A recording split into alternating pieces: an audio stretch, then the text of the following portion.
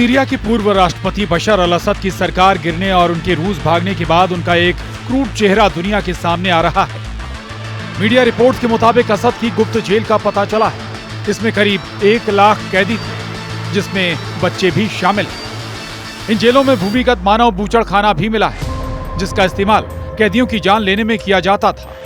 दावा है कि असद ने लगभग 1,10,000 विरोधियों को मार डाला है।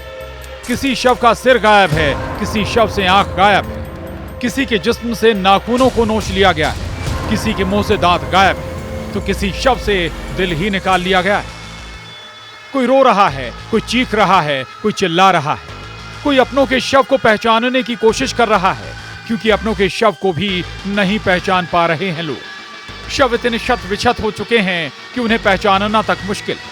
सीरिया के सेडनाया जेल में असद का विरोध करने वालों की सिर्फ सांस चलती थी। उनके शरीर के साथ ऐसा टॉर्चर किया जाता था कि वो जिंदा होते हुए भी मुर्दा बन जाते थे। सीरिया में राष्ट्रपति बशर अल असद के देश छोड़कर भागने के बाद 8 दिसंबर को विद्रोहियों ने कुख्यात सेडनाया जेल पर कब्जा कर लिया और जेल से हजारों कैदियों को रिहा कर दिया। लेकिन अभी तक कुछ कैदियों को जेल से बाहर नहीं निकाला जा सका है। इसकी वजह जेल में बने तिलिस्मी तहखाने हैं।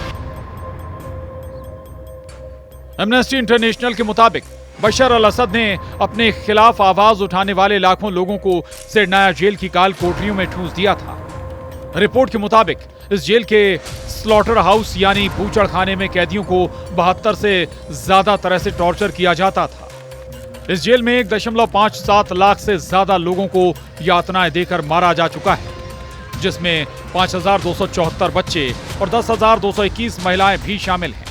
असद के देश छोड़कर भागने और सेडनाया जेल पर विद्रोहियों के कब्जे के बाद हजारों सीरियाई लोग सेडनाया जेल पहुंच गए। उन्हें उम्मीद थी कि असद के शासन के दौरान गिरफ्तार या लापता उनके परिजनों के बारे में कोई जानकारी मिल सकती है। लेकिन ऐसे खुशनसीब बहुत ही कम लोग निकले जिन्हें उनके अपनों की सांसें चलती हुई मिली। अभी भी लोग अपनों की तलाश में असद और अंडरग्राउंड बूचड़खाने की तलाश में लगे, क्योंकि जेल से हजारों लोग लापता हैं। जेल में जो होता था वो रोंगटे खड़े करने वाला है। असद सरकार के पतन के बाद सेडनाया जेल से बाहर आए एक कैदी ने बताया कि जेल की एक छोटी सी कोठरी में 25 लोगों को रखा जाता था। जेल के अंदर गार्डों ने पूर्ण मौन का नियम लागू किया हुआ था। कैदी बोल नहीं सकते थे, इसलिए कई कैदियों ने दीवार पर अपनी आप बीती लिखी।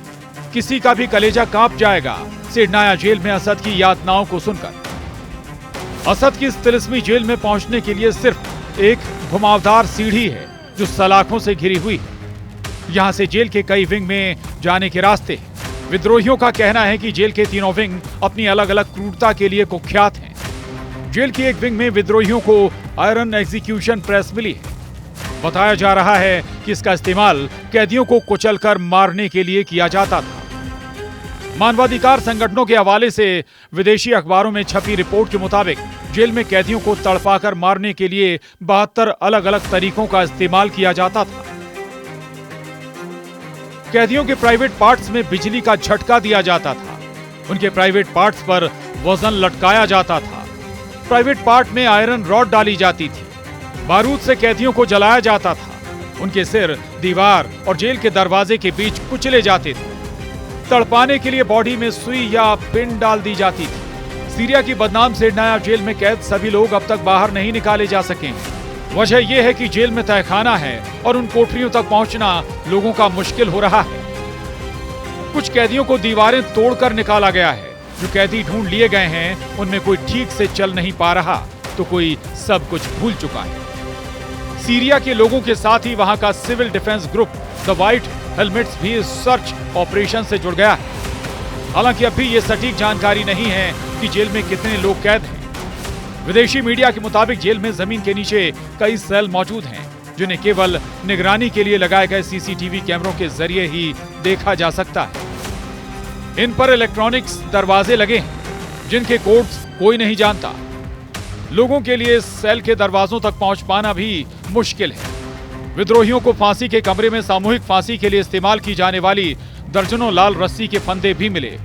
कई दीवारों के पीछे इलेक्ट्रॉनिक भूमिगत दरवाजे हैं जो कैदियों से भरे अंधेरे बंकरों तक ले जाते हैं। दमिश्क में अधिकारी गुप्त कोठरियों तक पहुंचने की कोशिश कर रहे हैं, लेकिन उन्हें डर है कि कुछ कैदी वेंटिलेशन की कमी के कारण घुटन से मर सकते हैं। दमिश्क कंट्रीसाइड गवर्नरेट के अनुसार वे कई इलेक्ट्रॉनिक दरवाजों को तोड़ने के लिए भी संघर्ष कर रहे हैं, जिनमें गुप्त पासकोड है। वीडियो में दुर्लभ राजनीतिक कैदियों को दिखाया गया है, जिन्हें कंक्रीट के बिस्तरों से बांध दिया गया था और वे रिहा होने के लिए चिल्ला रहे थे। Bureau report, news 18।